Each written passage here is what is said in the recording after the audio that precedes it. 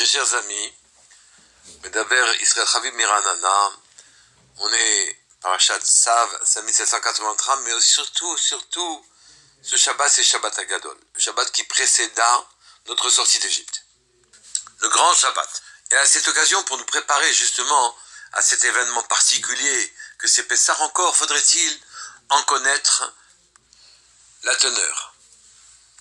On dit que le soir de Pessah, HaKadosh Baruch Hu, il est Mashpia Elenu, il nous envoie une bracha particulière, totalement indépendante de notre niveau, de nos capacités intellectuelles, morales, mentales, indépendamment du fait même qu'on ait des mérites ou non, puisqu'elles sont attablées à cette table, le rachat, celui qui ne s'est pas posé de questions, autant que le chacham et la personne tam. Donc, indépendamment de notre niveau, de nos mérites, même des fautes que l'on a commises, HaKadosh Baruch Hu viendra nous apporter une lumière particulière. Une condition cependant, c'est que l'on ait le ratson, la volonté de recevoir de la part d'Hachem. Je m'explique. Dans l'Agada, on dit Mitzvat alenu le saper be'etziat Mitzrayim. Une mitzvah nous avons de raconter la sortie d'Égypte. Vechol amar le saper be'etziat Mitzrayim, tout celui qui multiplie de raconter la sortie d'Égypte, Arezé Meshubach. Il est digne de louange. Cette mitzvah est une mitzvah de Horaïta. On doit raconter. Le sipour, le fait de raconter, c'est une parole particulière, c'est un dibour particulier. Il ne vient pas de la chokhma, de la bina, d'une grande intellectualité. Il vient que le cœur exprime le da'at, qui se trouve le savoir du cœur. Le da'at exprime quelque chose qu'on ne peut pas retenir. Il faut qu'on parle, qu'on raconte ce que l'on a ressenti, ce qui s'est passé et la façon dont on a vécu. Et si d'année en année, alors que finalement on en connaît l'histoire, la Gada dit Afilu kolanu chachamim kolanu nvonim kolanu yadem et Torah mitzvat alenu lesaper. Même si on est chachamim et qu'on sait tout, nvonim, qu'on est très intelligent, et qu'on est même skenim, qu'on a le da'at profond et qu'on sait toute l'histoire, nous avons la mitzvah de raconter. Or, pour raconter, encore faut-il le vivre. Eh bien, sachez que le soir de Pessah, pour ceux qui le veulent, HaKadosh Baruch Hu nous fait revivre les conséquences de Yetziat Mitzrayim, la libération de notre cœur et de notre âme de Yetziat Mitzrayim. Et chacun de nous bénéficie de cette lumière à la condition qu'il veuille raconter, qu'il veuille croire en Hachem. Mais de manière plus précise, les Chachamim disent que Galut Mitzrayim, l'exil en Égypte, c'était Galut Hadibour. C'était que le Dibour d'Hachem était en exil. Sous-entendu, il n'était pas entendu du monde entier. On doit, pour expliquer un peu tout cela, rappeler la Gemara Brachot, Daf Lamed Dalet Amud Bet, qui rapporte l'histoire de Rabbi Yochanan ben Zakkai, le prince d'Israël, dont le fils était tombé malade. Et ce grand maître a demandé à son élève de prier pour que son fils recouvre la santé. Et effectivement, Rabbi Hanina ben Dossa a pris sa tête, l'a mis entre les genoux et s'est mis à prier. Et l'enfant est redevenu bari, revenu en bonne santé. La femme de Rabbi Yochanan ben Zakkai lui a demandé « Mais qui est le maître et qui est le Rav ? C'est toi qui aurais dû prier pour ton enfant ?» Et il lui a répondu « Non, mais moi je suis un sar, je suis un prince. Et que donc, ma qualité de prince me cloue sur terre. J'ai des désidérata terrestres. Pas seulement pour moi, évidemment, pour tous mes sujets, ou moi en tant que dirigeant de ces sujets-là. Mais lui, Rabbi Hanina ben Dossa, il n'est qu'un Eved Hashem. Il sert à Kadosh Baruch Hu. Et à ce titre-là, lui n'est pas sourd à la parole d'Hachem, et puisque lui n'est pas sourd à la parole d'Hachem, puisqu'il ne considère pas qu'il a une anochiout, qu'il a une personnalité, à partir de ce moment-là, sa parole devient efficace. On va expliquer ça un peu plus profondément. On peut dire aussi qu'on se rend sourd à la parole d'Hachem parce qu'on est préoccupé des choses de ce monde. Et donc la parole d'Hachem ne passe plus chez nous. C'est ce qui s'est passé pour Adam Arishon, qui lui aussi, au lieu d'être un simple serviteur d'Hachem, obéissant à ses ordres et ne mangeant pas du fruit défendu, s'est mis à avoir comme ambition de participer en quelque sorte à une activité dans le monde. Et donc, il voulait faire les choses comme lui l'entendait, ce qui aurait été, à son sens, un service plus intéressant pour Hachem que le service qui lui était proposé par Hachem lui-même, d'obéir à ce qu'il lui demande de faire. Mais en n'écoutant pas la parole d'Hachem, sa propre parole à lui perdait ses vertus. Je m'explique. Et l'on peut se poser une question. La place des Makot dans la Haggadah est centrale. La place des Makot, c'est le prélude à notre délivrance. Quand Akadosh Baruch Hu a envoyé les plaies aux Égyptiens, il avertissait par l'intermédiaire de Moshe Rabbeinu que Paro, il avertissait Paro que l'Égypte allait recevoir une plaie, une fois, deux fois, puis la troisième fois, la plaie tombait sans avertissement. Une fois, deux fois, et ainsi de suite. Pour quelle raison ces avertissements? Pour quelle raison la multiplication de ces avertissements? Et la raison, c'est qu'il fallait forcer l'écoute de Paro. Ça s'est répété à plusieurs reprises. Moshe Rabbeinu est venu plusieurs fois voir Paro, lui annoncer ce qu'Akadosh Baruch Hu voulait. Or, Akadosh Baruch Hu aurait pu envoyer les plaies sans avertir Paro. Et il aurait fallu même d'ailleurs une grande plaie, ça aurait été suffisant. Mais non. Ce qu'il fallait, c'est ouvrir l'oreille de Paro et par l'intermédiaire, par son entremise en quelque sorte, l'oreille des Bnei Israël. Réouvrir l'oreille des Bnei Israël au dibour d'Hachem, à la parole d'Hachem. La parole était en galoute, elle était plus écoutée. D'ailleurs, c'était une histoire bien antérieure. Adam Arishon lui-même n'a pas écouté Akadosh Baruch Hu. Et il a mangé du prix El Sadat, du fruit de l'arbre de la connaissance du bien et du mal. La connaissance peut venir de deux manières. Soit parce qu'on la recherche, soit parce qu'elle nous est distillée comme une intuition. Au niveau de la Chokhmah, c'est une intuition qu'Akadosh Baruch Hu nous envoie, et nous en déployons tous les détails grâce à la Bina. Mais avec le Da'at, le cœur ressent, vit l'idée et les conceptions. Elles ne sont plus intellectuelles. Elles sont vécues par le cœur et par la tête, même si elles ne sont pas encore matériellement, concrètement sur terre. Adam Arishon a voulu vivre la connaissance par lui-même et ne pas se laisser instiller par Akadosh Baruch Hu de la connaissance infuse. Il a voulu connaître, savoir, ce qui s'appelle Da'at. Pri El Sadat, le fruit de l'arbre du bien et de la connaissance du bien et du mal. En tout cas, son oreille s'est fermée à l'ordre divin et il ne l'a pas entendu. Avant lui d'ailleurs, la terre elle-même n'avait pas entendu, semblant être le prélude à ce que l'homme n'entendrait pas après lui. Puisque Akadosh Baruch Hu a demandé à la terre de faire espéri osépéri, que ce soit un arbre fruit qui ferait ses fruits. Et la terre n'a fait qu'un arbre qui donnait des fruits. La différence est gigantesque. L'arbre était lui-même mangeable, mais surtout, c'est qu'à partir du moment où il y a un tronc, l'homme doit travailler. Donc, la terre a déjà prévu la faute de l'homme et a créé les conditions dans lesquelles l'homme allait travailler pour produire des fruits. Alors que si l'arbre lui-même était fruit, les fruits eux-mêmes auraient produit des fruits et l'homme n'aurait pas eu de travail sur terre. Il n'aurait pas à travailler. Et avant la malédiction, c'est ce qui s'était passé. Revenons à notre propos. Adam Arishon n'a pas écouté. Il s'en est suivi un désastre immense. Adam et Chava ont fauté, Caïn a tué son frère, et pendant les 130 ans où il s'est séparé de Chava du fait de la faute qu'elle avait commise, sont nés des Ruchot Raot qui viendront, quand elles s'incarneront dans des corps, faire provoquer sur terre la destruction par le déluge et la faute de Migdal Bavel. Adam Arishon n'a pas entendu la parole divine et donc le dibour divin s'est arrêté. Pour que la parole d'Hachem soit efficace, il faut qu'on ait la volonté de l'entendre.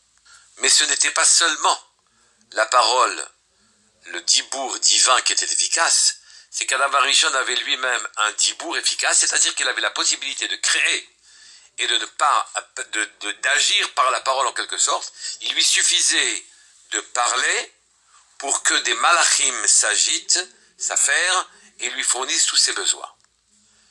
La parole d'Adam Arishon avait la propriété en quelque sorte que la parole d'Hachem avait, puisqu'on dit Basar Mamarot Nevra Olam, quand je vous crois créer le monde, on dit parole, donc la parole, on dit Mamarot, on dit parole, d'accord, et donc Adam Arishon lui aussi, avec cette possibilité-là, d'user sa parole pour faire fonctionner les malachim qui répondraient à tous ses besoins.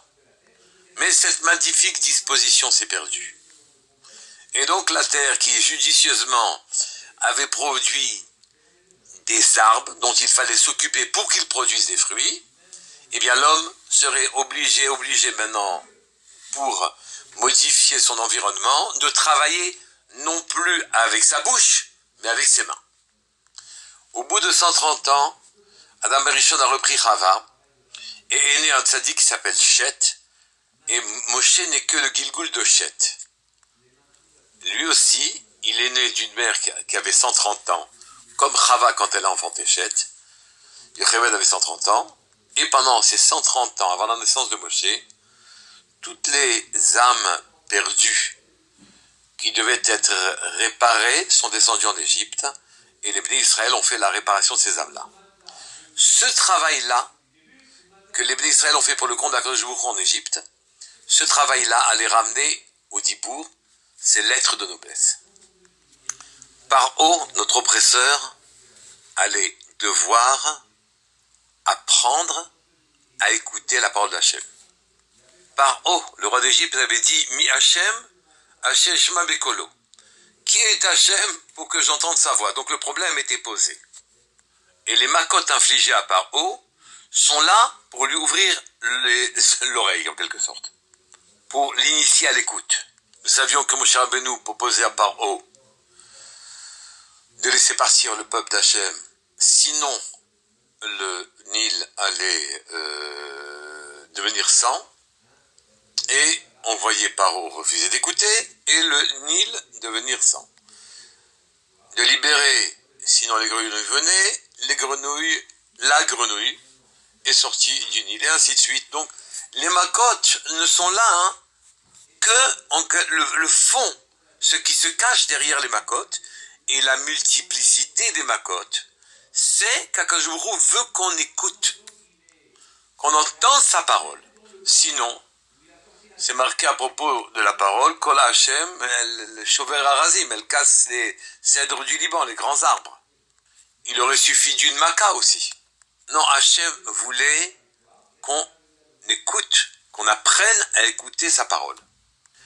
Et donc, il nous a éduqués en réprimandant, en punissant notre oppresseur. Et systématiquement, il posait ces conditions, il demandait à Paro de nous délivrer à de très nombreuses reprises pour finalement infliger la plaie. Donc le sod qui se cache derrière les plaies, c'est la volonté qu'Akadosh Baruch Hu nous apprenne le peuple juif à savoir ce que ça veut dire écouter sa parole. Et progressivement, retrouver le niveau d'Adam Arishon d'avant la faute. C'est la raison pour laquelle Akadosh Baruch Hu, en quelque sorte par l'entremise intermédiaire de Moshe, dialogue avec Paro. Il y a un échange et des réactions. Il aurait pu simplifier cette situation. Akadosh Baruch Hu aurait pu en une plaie régler le problème. Mais non, là il fallait nous réapprendre à écouter de façon, réouvrir notre oreille, de façon à ce que la parole d'Hachem puisse revenir vers nous, qui s'était éloigné, et ce depuis Adam Arishon. Naturellement, vous voyez très bien que la finalité de ces plaies, c'est de nous ramener au Sinaï pour entendre les Aseret Adibrot de Akadosh Baruch Hu, les 10 paroles, les 10 commandements. C'est la raison aussi pour laquelle nous devons compter le Homer. C'est la raison pour laquelle nous avons la mitzvah de raconter Yetziat Mitzrayim. Et quand Paro a dit « Mi Hashem, Hashem Shema Bekolo » qui est Hashem pour que j'entende sa voix, nous avons été asservis par celui-là même qui ne pouvait entendre la voix d'Hachem, car nous-mêmes, nous ne l'entendions plus. Nous avons donc été asservis par celui qui avait le défaut de ne pas entendre le Kol Hashem, la voix d'Hachem. Puis nous avons été délivrés C'est-à-dire que nous avons été réparés par son entremise, car Akadosh Baruch Hu lui a enseigné qu'on ne pouvait pas ne pas entendre la voix d'Hachem. Et donc nous avons pris une leçon devant Paro qui nous a redonné les dispositions qui nous permettaient d'entendre de nouveau la voix d'Hachem. Et enfin, pour qu'il soit bien clair ce que signifie le dibour d'Hachem et qui sera aussi le nôtre après notre réparation, c'est que Akadosh Baruch Hu a demandé à Moshe Rabbeinu devant le clan d'Israël de parler au rocher pour qu'il lui donne son eau. Et Moshe Rabbeinu l'a frappé. Pourquoi l'a-t-il frappé? Car Akadosh Baruch Hu lui a demandé de prendre le bâton. Et que donc Moshe Rabbeinu s'est dit qu'il faut donc frapper le rocher puisque le rocher ne semblait pas réagir. Mais c'était une faute qui lui a valu de ne pas rentrer en Israël. En fait, pour quelle raison Akadosh Baruch Hu a demandé à Moshe Rabbeinu de prendre le bâton? Pas pour qu'il frappe le rocher, mais qu'il soit en quelque sorte comme une ségoula dans sa main. Comme un objet bienfaiteur dans sa main. Sans plus. Pourquoi? Parce que nous ne sommes pas encore arrivés à la fin de notre réparation, et en Eretz Israël, où là on n'aurait même pas eu besoin de bâton. Mais au passage, Moshe Rabbeinu, nous voyons qu'il en était resté, pour ce qui est du clan d'Israël, au niveau que Adam Arishon a eu après sa faute. C'est-à-dire, on travaille avec les mains, on frappe le rocher. On ne travaille pas avec la bouche. Or nous, Akadosh Baruch Hu voulait pour nous que nous récupérions le dibour qui était en galoute. Et c'est la raison pour laquelle nous avons tant de mitzvot qui passent par la bouche. À Pessah, même le mot Pessah, qui veut dire la bouche peut enfin converser. Pessah, même si c'est un samer à la place d'un sin, le Harizal a dit que c'était convertible. Paro, lui, s'appelle Pera, une bouche mauvaise. Mais je dois vous compléter tout ceci par un Dvar Torah qui a été ramené par le Baal Shem Tov lui-même. Dans la paracha de la semaine précédente, il est écrit Vayikra El Moshe, et le Vayikra est écrit avec un Aleph Zeira, un petit Aleph. Et le Baal Shem dit sur ce petit Aleph Zeira, que chez Kol HaRefuot Limed Mipasuk Ze Vayikra El Moshe. Toutes les médications, on les apprend de ce pasouk, de ce petit Aleph, Vayikra El Moshe. On peut se demander quel rapport y a-t-il entre ce petit Aleph et les médications du monde. Dans l'Likutei Torah Parashat Vayera, il est expliqué que le petit Aleph fait en quelque sorte allusion à Akadosh Baruch Hu lui-même, qui est appelé Alufo Shel Olam, le maître, le général du monde. Et ce petit Aleph pourrait être considéré comme le temps où Akadosh Baruch Hu n'était pas visible, se cachait. Le temps d'avant notre monde concret. On dit sur notre monde qu'elle a été créée Yesh Mi'ain, à partir du néant, mais ce néant, ce mot-là n'est pas convenable, car avant le monde, il y avait de toute façon Hachem. Qu'est-ce qu'on veut dire par néant? C'est que le monde n'était pas visible, il était encore dans la pensée d'Hachem lui-même. Il n'était que dans sa pensée. Et donc il n'était pas perceptible par les humains, ce qui laisse supposer qu'il est venu du néant, en quelque sorte. En fait, il vient de l'invisible, à nos yeux. Et l'invisible à nos yeux, c'est la pensée d'Hachem, ce qu'Hachem veut. Or, dans la pensée d'Hachem, si le monde vient de la pensée d'Hachem, alors à ce moment-là, au moment où Hachem a, entre guillemets, conçu cette pensée-là de créer le monde, pour nous faire du bien, il ne pouvait pas y avoir de mal dans ce monde-là. Il ne pouvait pas y avoir de maladie.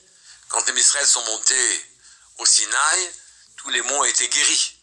On était en quelque sorte dans ce monde d'avant la création, le monde tel que Baruch Hu l'a pensé.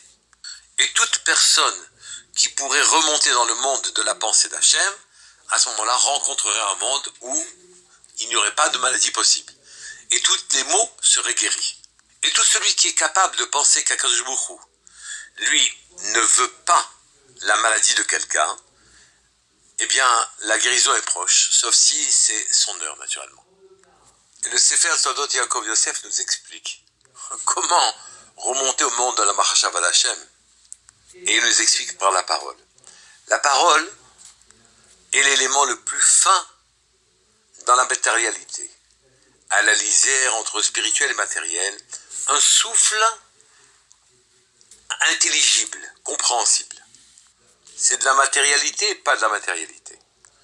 celui qui fait chevaucher les mots qu'il prononce par la pensée qu'il a, quand il prononce des divrei Torah ou des mots de Torah, ou qu'il raconte la sortie d'Égypte, mais qu'il a tout son cœur et sa tête dedans.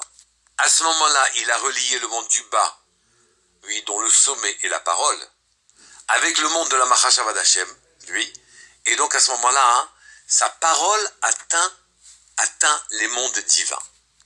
Et vous comprenez comment Moshe Rabbeinu, que je vous attendais de lui, qu'il parle au rocher, pour bien montrer que le Dibour était revenu en Israël, et que pas non seulement la parole d'Hachem était entendue, mais que quand la parole d'Hachem était entendue, alors à ce moment-là, le Dibour de l'homme, des Bnei Israël, devient un Dibour qui reprend sa place.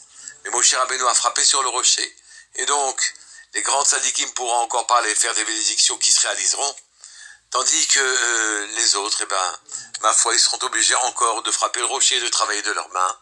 Mais ça, les temps qui vont nous permettre de voir un monde nouveau s'approchent.